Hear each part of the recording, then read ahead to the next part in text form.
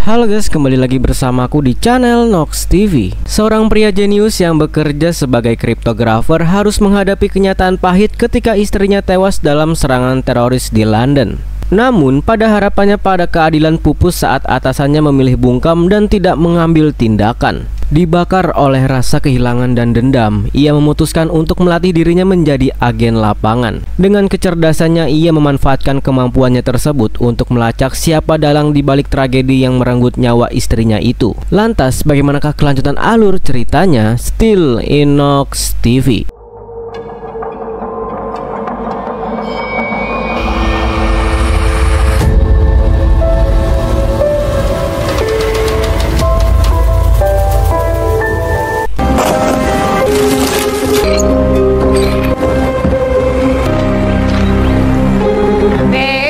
Film memperlihatkan seorang pria culun dan lugu bernama Charlie Hiller yang saat ini tengah berpamitan dengan Sarah, istrinya yang diketahui akan pergi ke luar negeri untuk urusan pekerjaan. Di mana Charlie sendiri adalah suami yang kalem, sehingga ketika Sarah meminta izin untuk pergi ke London selama 3 hari, Charlie pun tidak banyak fafifu dan selalu berprasangka baik terhadap setiap hal yang dilakukan istrinya.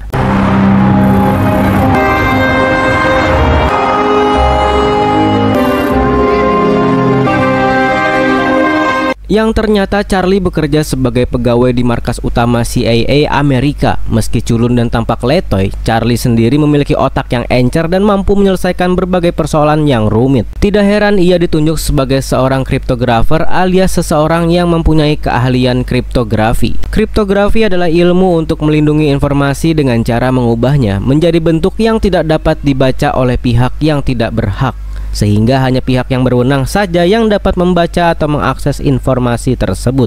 It's just a matter of time, like puzzles.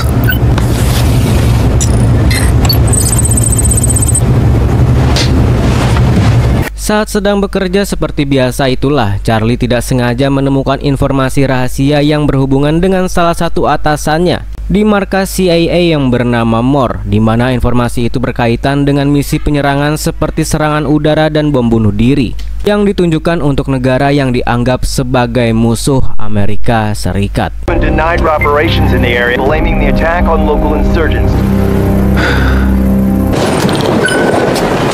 Di sela-sela kesibukannya, Charlie selalu menyempatkan diri untuk menghubungi Sarah, istrinya, untuk sekedar menanyakan bagaimana keadaannya sekarang. Yeah. Bye. Bye. Bye. Bye. Bye. Keesokan harinya, ketika Charlie baru saja tiba di tempat kerjanya, sudah ada Pak Direktur Moore yang menunggunya, dan hal itu cukup membuat Charlie terkejut karena dia mengira ada kaitannya dengan informasi rahasia kemarin. Namun ternyata Direktur Moore ingin memberitahu tentang kabar buruk yang baru saja terjadi di London, yaitu sebuah serangan dari kelompok teroris yang diketahui telah menewaskan Sarah, istrinya tercinta.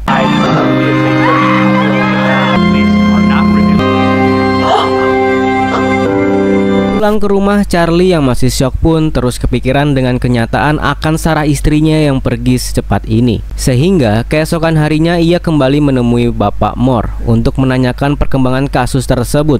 Charlie penasaran dengan wajah para pelaku yang telah menyebabkan istrinya mati. Namun untuk saat ini Direktur Moore dan tim investigasinya belum mendapatkan informasi apapun, sehingga Charlie diminta untuk sabar dan serahkan masalah ini kepada tim yang berwenang.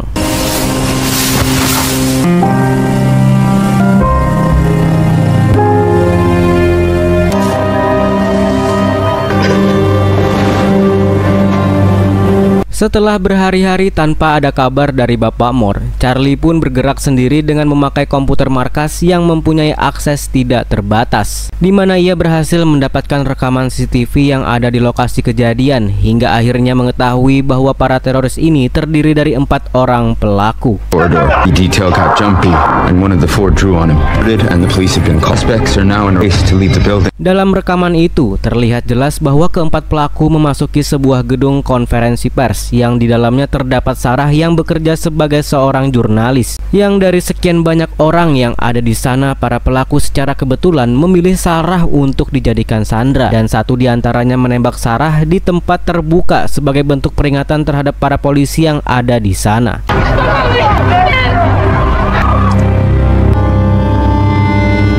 Memanfaatkan teknologi yang ada, pemetaan lokasi dan pencocokan suara, Charlie berhasil mendapatkan nama dan wajah 3 orang pelaku. Namun satu di antaranya masih belum bisa teridentifikasi karena memakai masker dan topi. Pelaku inilah yang menjadi penembak Sarah dan sepertinya adalah ketua dari kelompok teroris itu sendiri. Handles shipments for the wider group. She's in Paris. Turns up there regularly. I'm still filling that in.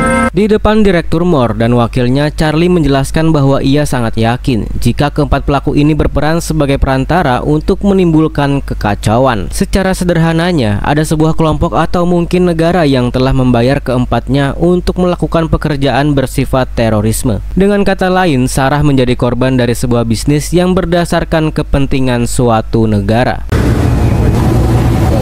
You knew this. Thank you.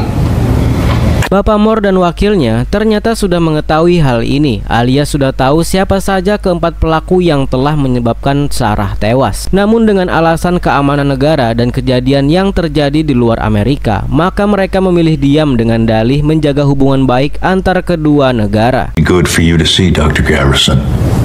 Bukannya dibantu menangkap keempat pelaku tersebut, Charlie justru disarankan menemui seorang psikiater dengan harapan akan membuatnya lebih tenang. Di mana cara ini sama sekali tidak membuatnya tenang, yang ada malah semakin kepikiran. Sehingga daripada mengandalkan dan mengharapkan bantuan dari orang lain, Charlie pun terpikir untuk melakukan sesuatu yang sangat beresiko, yaitu mencuri data informasi rahasia dari markas CIA di tempat kerjanya.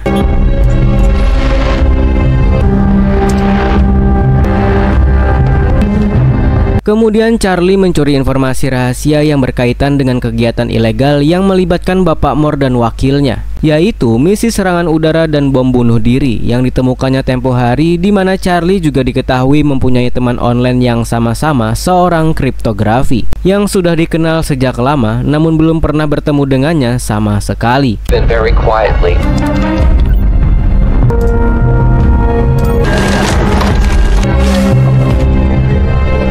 Setelah mencetak seluruh informasi rahasia tersebut, Charlie pun langsung menemui Bapak Moore dan wakilnya untuk memperlihatkan apa yang ia temukan, lengkap dengan tanda tangan mereka berdua sebagai pemberi izin, di mana Bapak Moore dan wakilnya tentu saja terkejut dengan hal ini dan langsung mengancam akan menjebloskan Charlie ke dalam penjara. Idiot. Maybe, but we'll all be there together. That I'm not throwing you out of this office. Dengan santainya Charlie menjawab bahwa ia sudah mengatur sebuah saklar atau semacam sistem yang akan membuat file-file rahasia itu terkirim secara otomatis ke sebuah perusahaan media dan beberapa jurnalis terkenal jika dalam setiap 5 jam sekali dia tidak memasukkan kode rahasia yang hanya dia sendiri yang tahu. Dengan kata lain, Bapak Moore tidak bisa memenjarakan Charlie ataupun membunuhnya, karena itu sama saja dengan membuat karir mereka berdua hancur. 24 hours later, the files will be released to the public. I get it. Dan inilah yang sebenarnya Charlie inginkan. I want to kill them myself.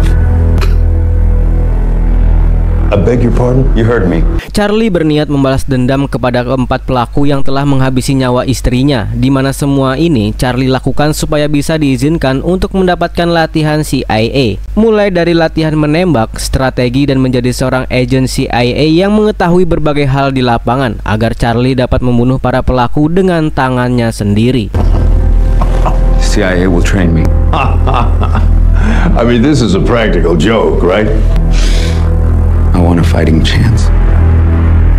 Tak lama setelah Charlie pergi, Bapak Moore dan wakilnya pun mulai khawatir dengan ancaman Charlie yang bisa saja itu nyata. Sehingga daripada mengambil resiko, file rahasia itu tersebar dan karir mereka hancur, mereka berdua pun akan menuruti kemauan Charlie yang ingin mendapatkan pelatihan sebagai seorang agen CIA, sampai mereka berdua memastikan tentang kebenaran akan ancaman tersebut. The lid on this. I can't believe I'm doing this. If it exists. If it doesn't, accident. Singkat cerita, Charlie akhirnya menginjakan kakinya di barak militer, tempat biasa para calon agen mendapat latihan. Sesuai perintah dari atasannya, ia pun menemui seseorang yang akan menjadi mentornya yang akan memimpin Charlie selama latihan di tempat ini.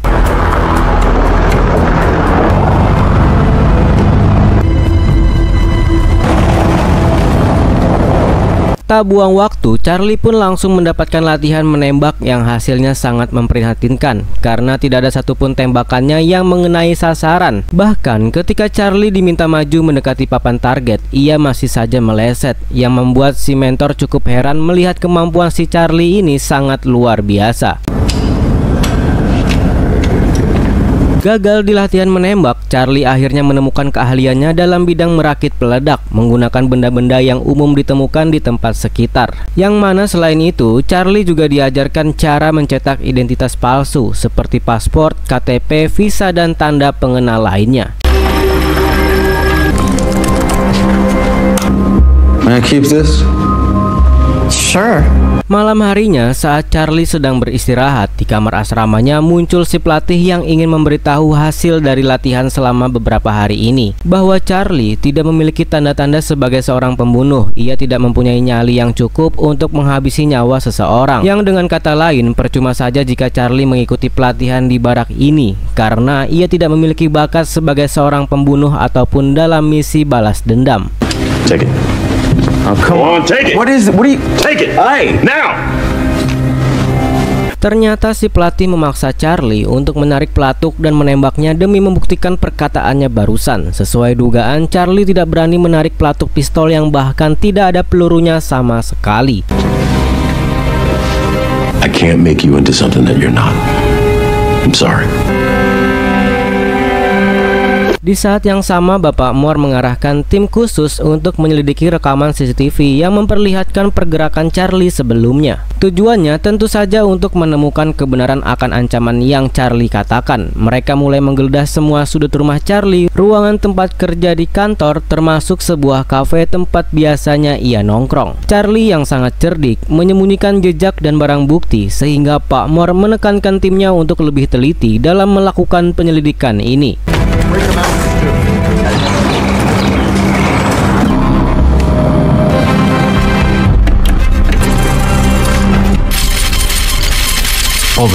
Beberapa hari berlalu, seiring dengan latihan yang terus dijalani, tim khusus itu pun berhasil mendapatkan hasil dari penyelidikan yang menyatakan bahwa Charlie hanya menggertak saja dan ancaman itu hanya sekedar omong kosong. Sehingga dengan cepat Bapak Moore menghubungi pelatih untuk segera menghabisi nyawa Charlie saat itu juga. Tanpa mereka semua sadari, selama ini Charlie terus memantau pergerakan mereka semua melalui alat penyadap kecil yang dia selipkan dalam bentuk klip kertas. Sehingga menyadari si pelatih akan menghabisinya, Charlie pun buru-buru pergi meninggalkan barak tersebut.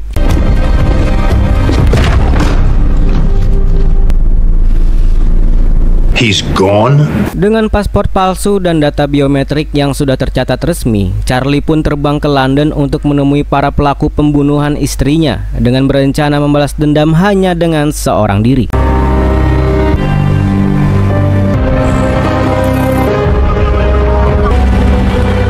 Charlie sengaja menginap di sebuah hotel yang berdampingan langsung dengan sebuah restoran yang biasa didatangi oleh salah satu pelaku. Pelaku pertama yang dia targetkan adalah seorang wanita bernama Barbara yang dengan cerdasnya dalam bidang meretas sistem. Charlie pun bisa dengan mudah meretas ponsel Barbara dari jarak jauh, sehingga ia berhasil menemukan apartemen yang menjadi tempat tinggalnya.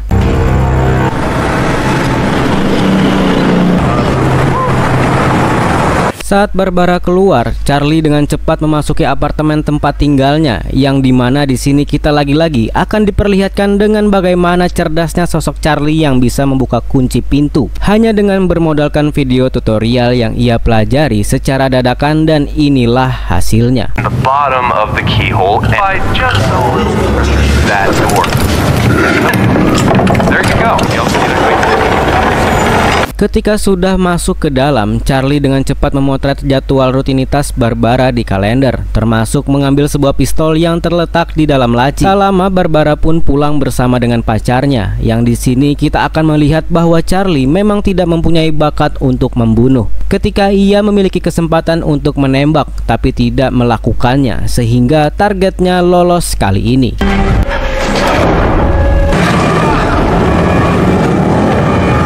Sekembalinya ia ke hotel, Charlie pun terus dihantui rasa gelisah akibat tidak mampu membunuh tapi sangat ingin membalas dendam. Setelah ia berdoa dan meminta pertolongan Tuhan, Charlie pun menemukan sebuah cara untuk membalas dendam tanpa perlu membunuh secara langsung. Dengan bermodalkan jadwal Barbara yang ada di kalender, ia berhasil menemukan fakta bahwa Barbara memiliki penyakit alergi terhadap serbuk sari tanaman bunga atau kembang, sehingga keesokan paginya Charlie pun mendatangi sebuah toko bunga untuk membeli semua bunga yang ada di sana.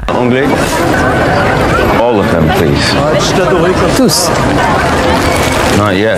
Tak hanya itu saja, Charlie juga berhasil mengetahui klinik yang biasa Barbara datangi untuk melakukan tes paru-paru dan fungsi pernapasan yang mengharuskan si pasien berada di dalam bilik kaca untuk melakukan prosedur sesuai aturan medis.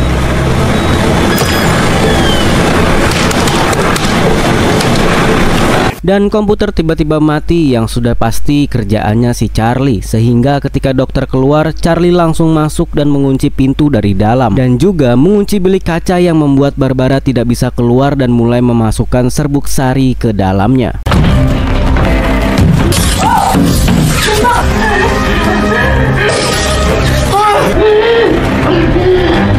Saat Barbara sedang terdesak itulah Charlie mulai melakukan interogasi untuk mengetahui siapa pelaku keempat yang telah menembak Sarah istrinya. Yang karena Barbara terus memohon ampun untuk nyawanya dan Charlie yang terlalu baik untuk menolaknya, ia pun malah membuka bilik kaca tersebut sehingga inilah yang terjadi.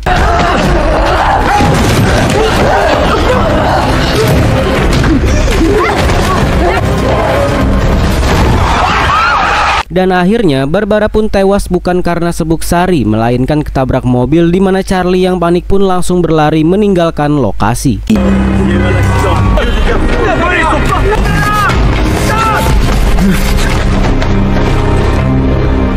Selesai dengan Barbara, Charlie pun langsung meluncur ke Prancis untuk menemui pelaku kedua. Yang setibanya di sana, Charlie mendatangi sebuah klub malam untuk menghibur diri demi melupakan kematian Barbara yang terus menghantui pikirannya. Karena dia melakukan pembunuhan untuk yang pertama kalinya, pasti akan terus terbayang-bayang dan dihantui rasa bersalah. Tanpa diduga, Charlie bertemu dengan seseorang yang tidak ia sangka-sangka, yaitu si pelatih yang telah mengajarinya berbagai hal tentang lapangan. Entah atas perintah dari Bapak Moore atau memang inisiatifnya sendiri, si pelatih tampak mengkhawatirkan keadaan Charlie yang ditakutkan tidak akan kuat mental dalam melakukan misi balas dendamnya. How did you find me? Doesn't matter how smart you are. If you panic, that will always screw up a good plan. Karena mengira si pelatih akan mencegah misi balas dendamnya, Charlie pun menunjukkan alat pemicu jarak jauh yang dibuat berdasarkan pelajaran sewaktu di barak militer, sehingga inilah yang terjadi.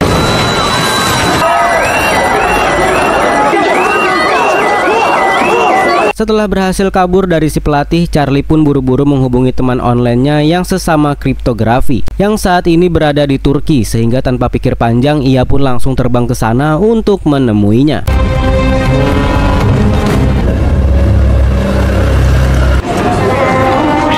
Wait, he is not who you're looking for.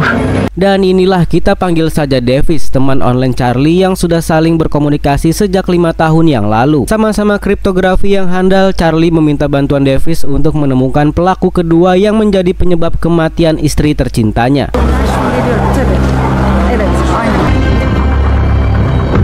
Mr. CIA man with a gun, I guess.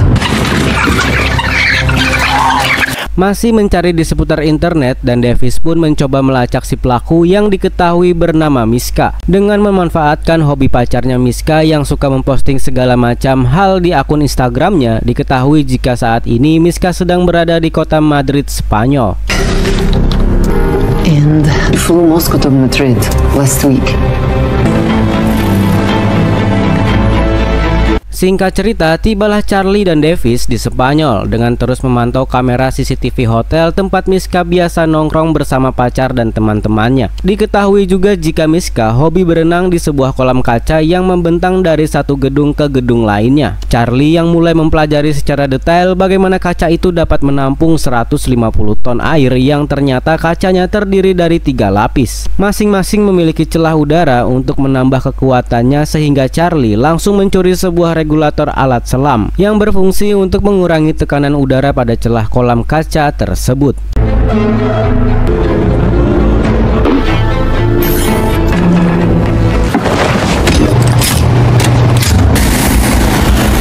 Selesai menyeting regulatornya di ruang mesin, Charlie pun langsung menemui Miska saat sedang berenang di kolam kaca itu. Sama seperti sebelumnya, Charlie hanya meminta satu hal, yaitu sebutkan nama ketua mereka yang telah menembak Sarah istrinya. Yang karena Miska sama keras kepalanya dengan Barbara, maka inilah yang terjadi.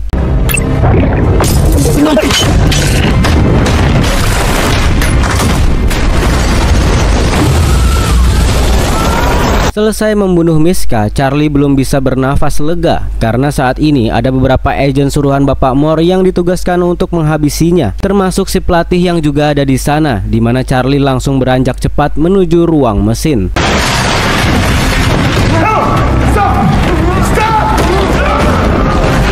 Dikira akan menangkapnya, si pelatih ternyata malah berkelahi dengan si agen utusan Bapak Moore, di mana si pelatih berhasil mengalahkan si agen meski sempat terluka di bagian perutnya. Tak punya waktu untuk menolongnya, Charlie pun menyampaikan rasa terima kasih dalam bentuk isyarat dan langsung pergi begitu saja tanpa berpamitan.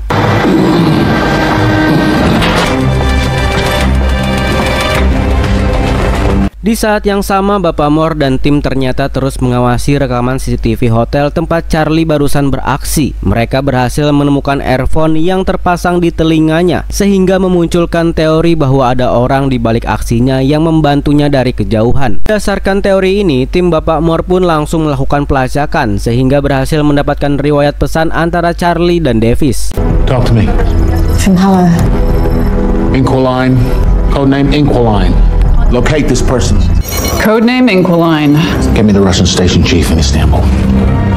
Tanpa Charlie dan Davis sadari, Bapak Moore pun mengirim tim pembunuhnya untuk menghabisi mereka berdua di Turki, di mana aksinya ini dilakukan tepat saat mereka berdua sedang tertidur lelap. Untungnya Davis dengan cepat menyadari hal itu berkat sensor gerak yang ia pasang di sekitar rumah, sehingga dengan cepat mereka berdua pun kabur meninggalkan tempat tersebut.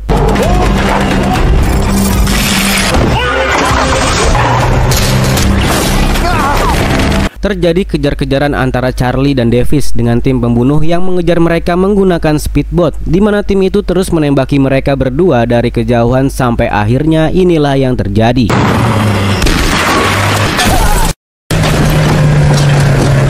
Mobil pun berhenti dengan Davis yang tewas akibat terkena tembakan sempat dibawa ke tempat aman untuk diselamatkan. Nyawanya keburu melayang sebelum mengucapkan sepatah kata pun, sehingga Charlie hanya bisa pasrah dan berdoa.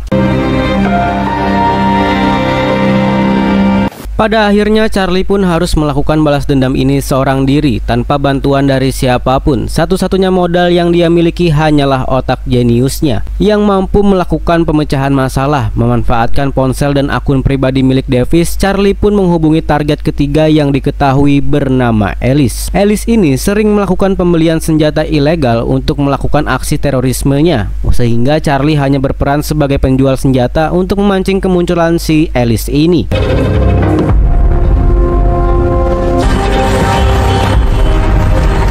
Berlokasi di Rumania, Charlie yang berperan sebagai penjual senjata pun memberitahu Alice tentang lokasi transaksi yang akan dilakukan di sebuah gedung kosong terbengkalai. Sambil menunggu Alice datang, Charlie pun menyempatkan diri untuk membingungkan Bapak Moore dan timnya dengan cara melakukan scanning manual pada wajahnya untuk ditempel pada beberapa orang random yang ada di berbagai negara. Heller's in Berlin. What?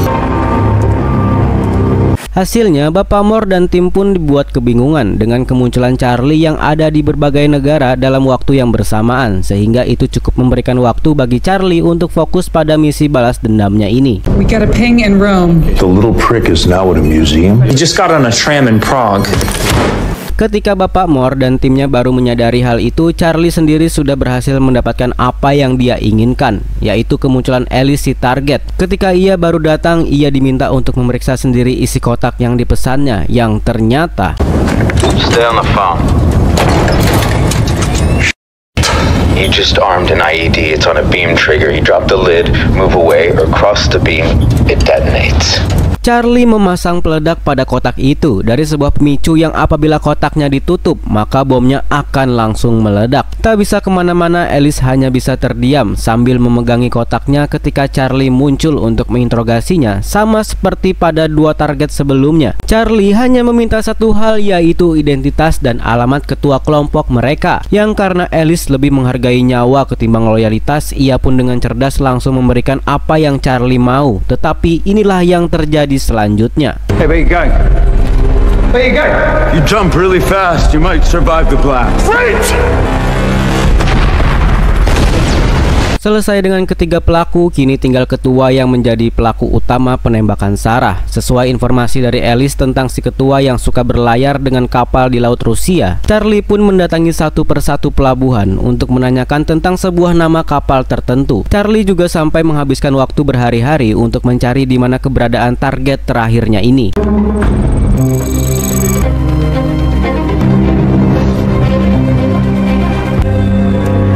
Pada hari kesekian, Charlie akhirnya berhasil melihat kapal yang dia cari. Namun ketika baru saja akan menghampirinya, tiba-tiba inilah yang terjadi.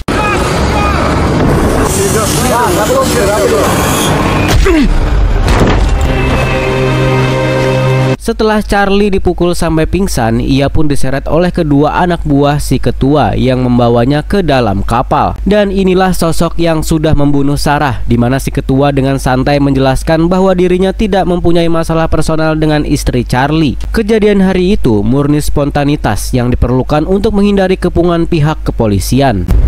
That's it.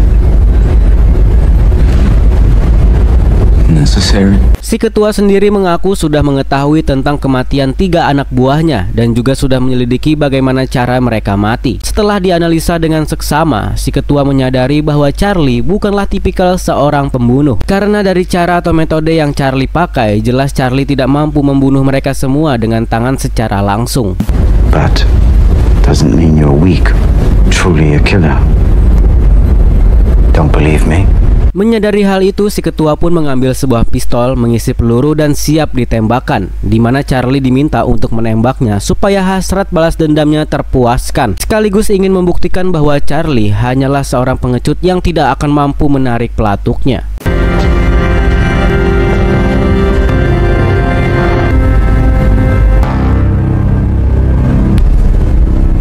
Dan seperti yang sudah kita bisa tebak, Charlie tidak sanggup untuk melakukannya secara langsung. Ia pun mengembalikan pistol tersebut kepada si ketua dan duduk dengan tenang sambil menunggu sesuatu yang terjadi. That would be the Finnish Navy. That is not possible. Tanpa si ketua dan anak buahnya sadari, kapal ini memasuki wilayah Finlandia, di mana Charlie diam-diam sudah meretas kapal ini dari kamar hotel dengan menjadikan ponsel kedua anak buahnya dan jam tangan milik Charlie yang tadinya disita sebagai pemancar. Selain itu, Charlie juga sudah mengirimkan semua bukti-bukti kejahatan pada kepolisian internasional, sehingga tamat sudahlah riwayat si ketua teroris ini.